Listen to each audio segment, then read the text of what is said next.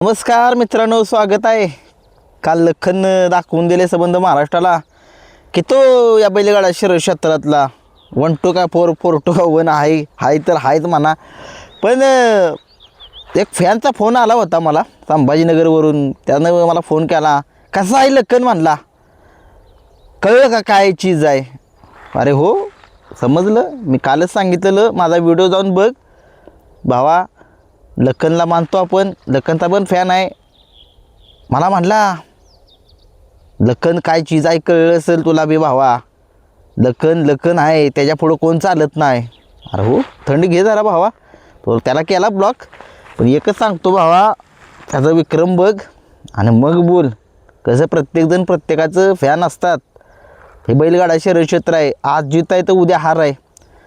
आणि राहिला प्रश्न 12 वेळा हिंद केसरी आहे तो भावा. तो काय चेष्टा नाही. बैलगाडा शहरी क्षेत्रामध्ये यूट्यूबर आहे मी. पण एक बकासूर फॅन आहे. बकासूर याडा फॅन आहे याडा. आणि माहीत आहे ना, जरी मैदानं फ्लॉप गेली असली ना, टॉपच्या मैदानात गुलाल असतोच त्याचा, त्या पट्ट्याचा. लय बोलायला नको ना भावा. आदतला घेऊन त्यानं त्या दिवशी हरवलं हे डोक्यात ठेव. असू दे, बैल आपले आहेत, सगळे बैल आपले आहेत. पण विषय काय होतो, जर प्रश्न जर आपल्यावरती येत असेल, आपल्या प्रतिष्ठेवरती येत असेल, काय वाईट वाटलं मला. मी सगळ्या सगळ्यांना चांगलं समजतो. परंतु एका फॅननं मला फोन केला, तिकडचाच होता कुठला, लखन कळला का काय चीज आहे.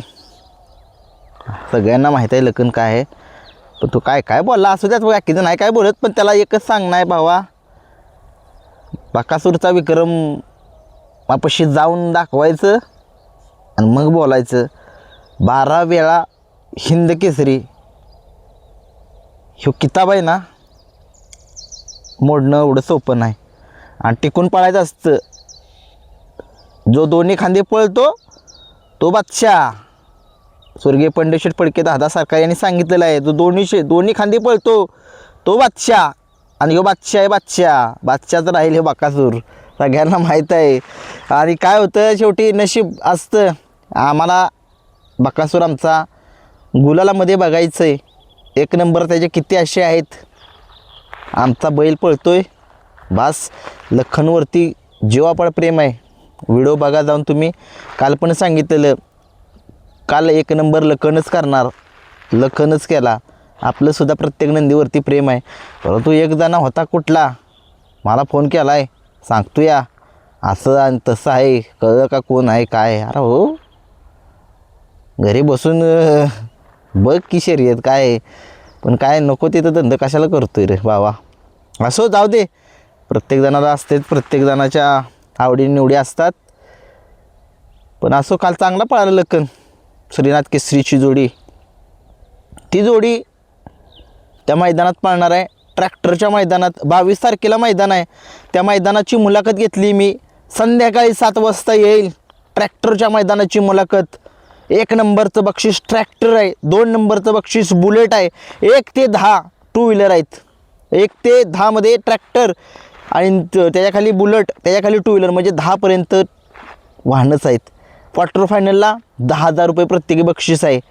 फायनलला जो ड्रायव्हर राहील त्यांना चांदीच्या गदा आहेत.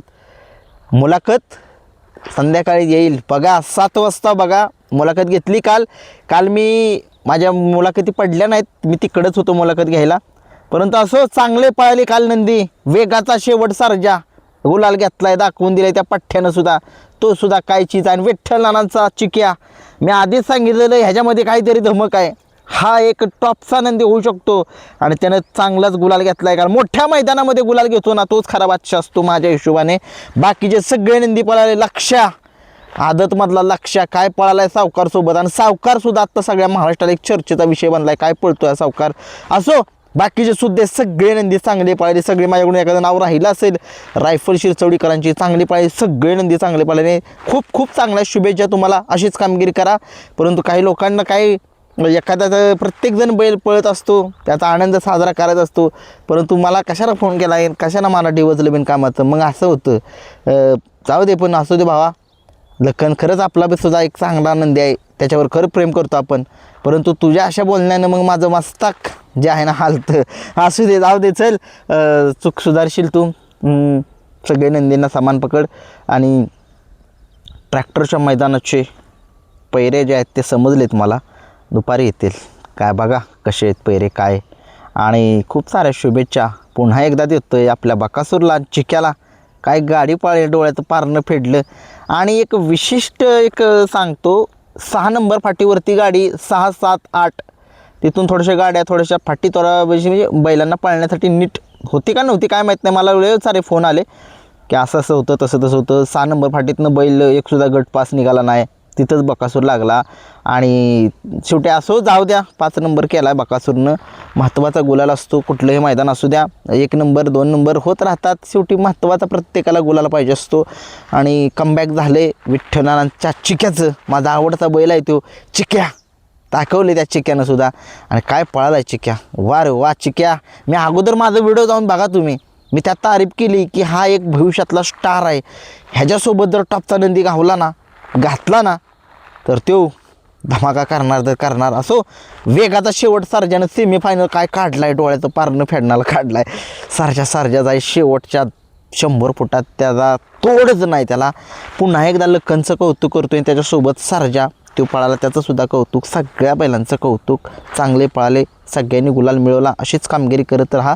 आणि बाकीचे कोण फॅन्स असतील त्यांनी चांगलं बोलायचं असेल तरच फोन करा, नाहीतर फोन करू नका. आणि डिवचू नका बिनकामाचं. बकासूर आहे, बकासूर 12 वेळा हिंद केसरी. तिथं जाणं कोणाचं बी काम नाही. 12 वेळा हिंद केसरी आहे, हे लक्षात ठेवा. समजणे वाले को इशारा काफी आहे. आणि जाऊ द्या, चला. आणि बकासूर आणि लखन लवकर ही जोडी पळावी, सगळ्या महाराष्ट्राची इच्छा आहे. आणि त्याच्या मालकांचं खूप प्रेम आहे बकासूरवरती, आमचंसुद्धा प्रेम लखनवरती आहे. काय मी व्हिडिओ बघा तुम्ही, कालच्या व्हिडिओ बघा. कालच सांगितलं आहे की ही प्रबळ दावेदार आहे ही जोडी.